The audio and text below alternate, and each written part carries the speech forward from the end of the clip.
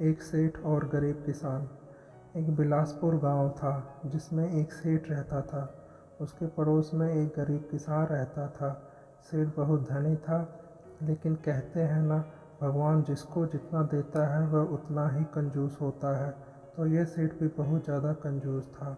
जबकि वह किसान था तो गरीब, मगर दिल का बहुत बड़ा और उदार था।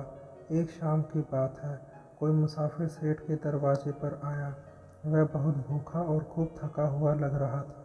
उसे देखते ही सेठ ने गुस्से में कहा, चले जाओ यहाँ से कुछ मिलने की आशा मत रखना।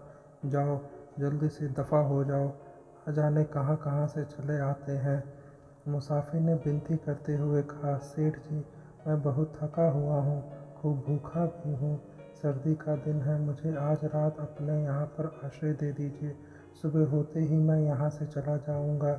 दया कीजिए, भगवान आपका भला करेगा।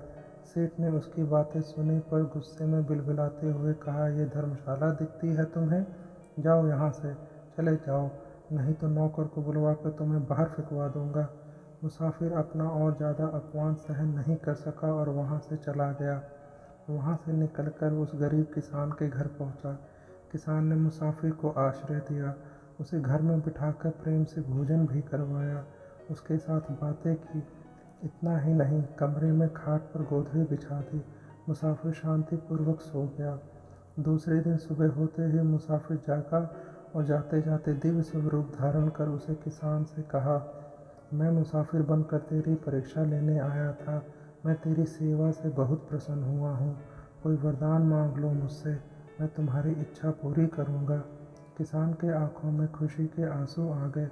वह भगवान के चरणों में गिरकर कहने लगा, भगवान, मेरी कोई इच्छा नहीं है, सेवा भक्ति में मेरी श्रद्धा बनी रहे, बस यही आशीर्वाद चाहिए। भगवान बोले, तथास्तु। यह कहकर भगवान अदृश्य हो गए। तभी एक अद्भुत घटना घटी। किसान के घर के स्थान पर एक सुंदर हवेली बन गई। जहाँ किसान का पुराना बाड़ा था, वह एक सुंदर बगीचा बन गया। जब सेठ ने यह चमत्कार देखा, रातों रात बदलाव देखा, तो उसे बहुत ईर्ष्या हुई। इस परिवर्तन का कारण जानकर सेठ को बहुत पश्चाताप हुआ। वह तुरंत उस मुसाफिर की खोज में निकल पड़ा। शहर के कुछ दूर पहुंचने के बाद सेठ को एक पेड़ के नीचे वह मुसाफिर दिखा। सेठ दौड़ कर गया और उस मुसाफिर के चरणों में गिर गया और बोला, हे भगवान, हे देव, मैं आपको पहचान नहीं सका, मेरी भूल क्षमा करें। आप मेरे घर में पधारें और मुझे आशीर्वाद दें। भगवान कंजूस सेठ उद्देश्य समझ गए और वे हंसते हुए बोले, मैं तेरा आमंत्रण स्वीकार नहीं कर सकता, फिर भी मैं तेरी इच्छा अवश्य पूरी करूँगा।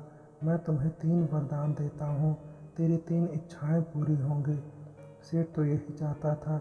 भगवान ने एक के बदले 3 वरदान दे दिए। सेठ को बहुत ताज्जुब हुआ और बहुत खुशी।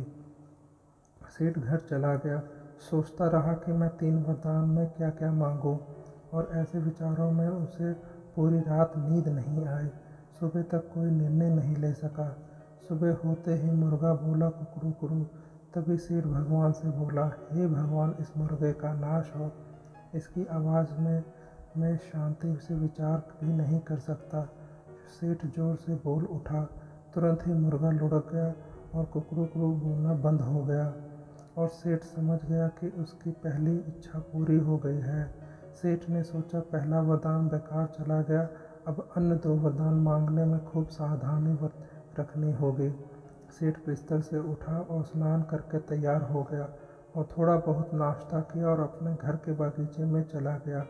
वहाँ एक बेंच में जाकर बैठकर विचार करने लगा कि अन्य 2 वरदानों में क्या मांगा जाए। उसी समय घर पर कुछ मेहमान आ गए। नौकर सेठ को बुलाने आया तो सेठ ने उसे चिढ़कर कहा, अरे जा, अभी मैं बहुत गहरे विचार में डूबा हूँ। मेरी इच्छा इस बेंच पर चिपके रहने की है। मुझे कोई ना बुलाए, कोई ना परेशान करे। जब नौकर के बुलाने पर भी सेठ घर में नहीं आया तो थोड़ी देर में सेठानी स्वयं बगीचे में आई और बोली, अरे किस विचार में पड़े हैं? मेहमान को जल्दी है, वह कुछ ज़रूरी काम से आए हैं, अंदर चलिए। सेठ बहुत गहरे विचार में डूबा हुआ था। ना उसने कुछ सुना ना कुछ जवाब दिया। तब सेठानी ने सेठ का हाथ पकड़कर जोर से हिलाया और खींचने लगे। ये क्या? सेठ जिस पर बेंच पर बैठा हुआ था उसी से चिपक गया था।